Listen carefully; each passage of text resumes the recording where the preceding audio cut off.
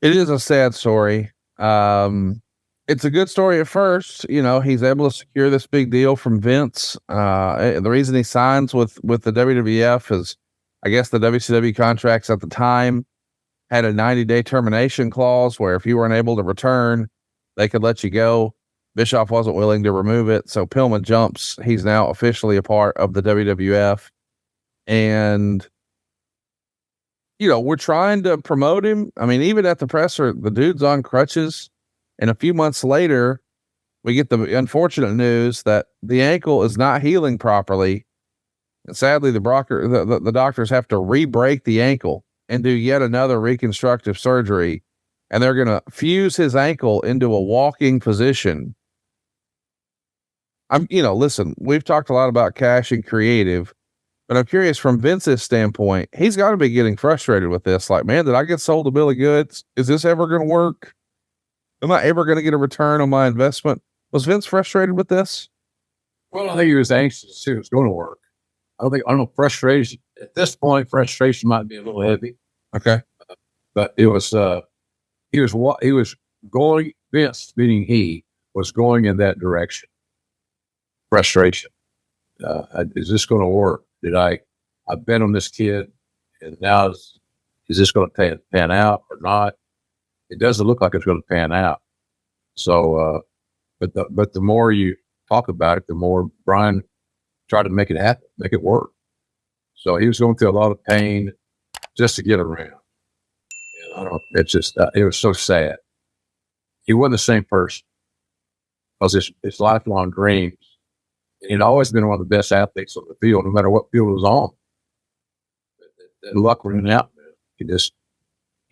That fused ankle just was the kiss of death in a lot of ways. And it defined him in the eyes of many, which is unfortunate.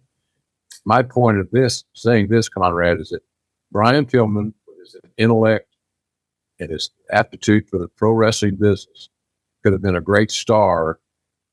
And you don't have to be a wrestler to be a great star in pro wrestling. You could be a broadcaster. You could be a manager. There's a lot of things he could do.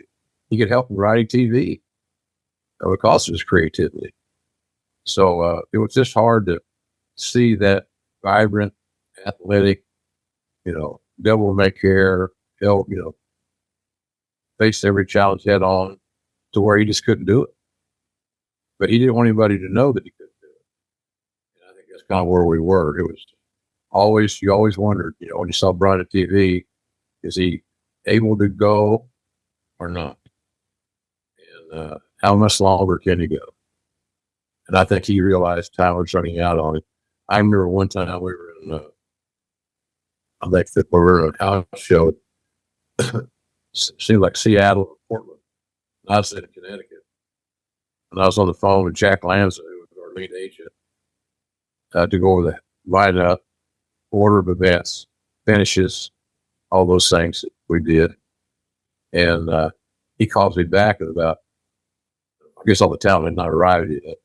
So Jack called me back and said, Dylan's all screwed up, JR. What do you mean he's all screwed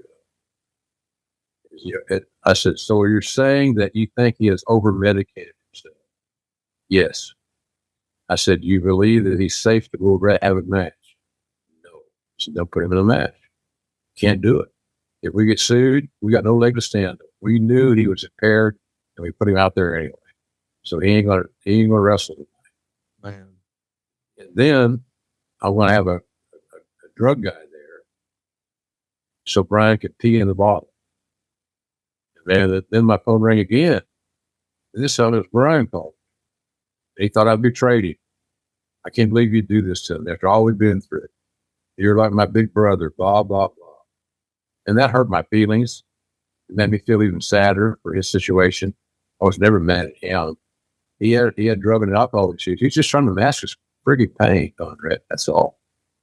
And he went like a lot of guys. He went a little overboard on his medications. So, but he was pissed at me for a few days after that deal. I don't know what he's going to do about it. We had to figure out what's going on, and he flunked the drug test. Wow, that's a revelation. So he flunked the drug test, and that started another trait. that we had to travel. It wasn't pleasant. It's unfortunate that that was your experience with Brian.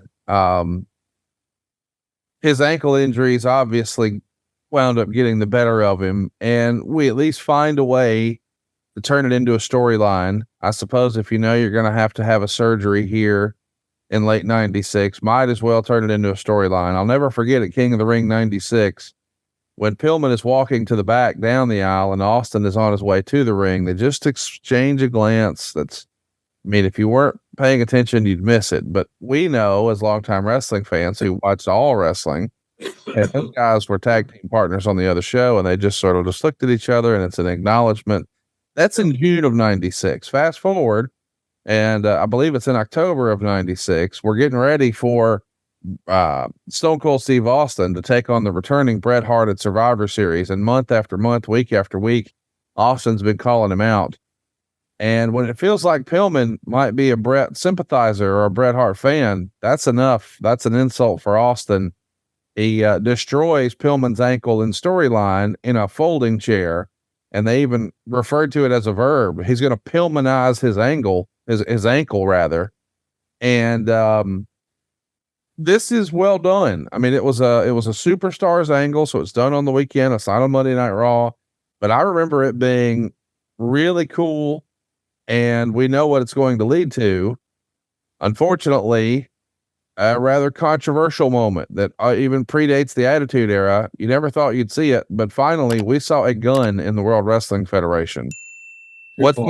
Once he has surgery to repair the ankle that was quote unquote explained with the Austin attack, really didn't have anything to do with it. Austin's going to break into his house here in Walton, Kentucky, and his wife, Brian Pillman's wife, Melanie, will be there, and they're going to tease that we don't know what's going on, but when Pillman pulls a gun, we lose transmission. You've seen it all in wrestling. Did you know at the time this ain't a good idea? Yeah, I thought it was too much. I thought it was unbelievable. Pulling a weapon, that you ostensibly kill someone with. It's a little too far for pro wrestling, in my opinion. So, yeah, I thought it was way overboard. But two of my favorite people endorsed it, Pillman and Austin. Right. So what am I going to do? I talked to them about it. I said, I don't think it's going to work because it's totally unbelievable. It's beyond the realm of possibilities. Of course, their defense was nobody's ever done it. It's a big deal. Let's give it a shot. Don't be unfair. Blah, blah, blah. But I thought it was just a little bit too much. Vince loved it because it was different. It was sensationalistic. It sensationalized storyline, but it was hard to swallow for me because I just thought we're way over the top on this. If they were to roll their eyes, they get bullets back it up, they don't kill nobody else. Brian's not going to shoot Steve. So that's where we were with that deal. I thought it was too much. SaveWithConrad.com. My name's Rajiv. I'm in Sacramento, California. I came to Save with Conrad because I've heard Conrad talk about how he helps people all the time save money and the best route to go for getting some mortgages and finances done. And having heard so many different testimonials in the past, it made the most sense to go this route. We were in the market for a new house and we wanted to know what we could afford. So we spoke with Steve and then Diane to get through the pre-approval process to see what we could afford. And then once we were able to understand that aspect of it, that was when we were able to shop around for a house to get a mortgage through Save with Conrad.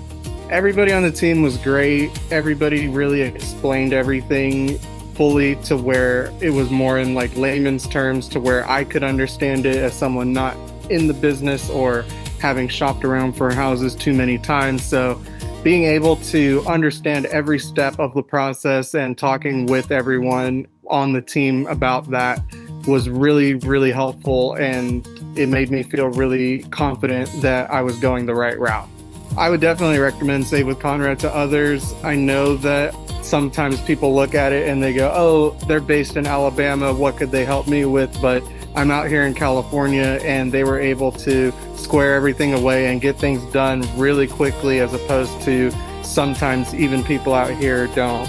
move as quickly as the Save with Conrad team. So everything was really well done, really efficient, and I would definitely recommend Save with Conrad to others. My name is Rajiv. I'm in Sacramento, California, and I was able to get into my dream home with SaveWithConrad.com. NMLS number 212, non-equal housing lender. SaveWithConrad.com.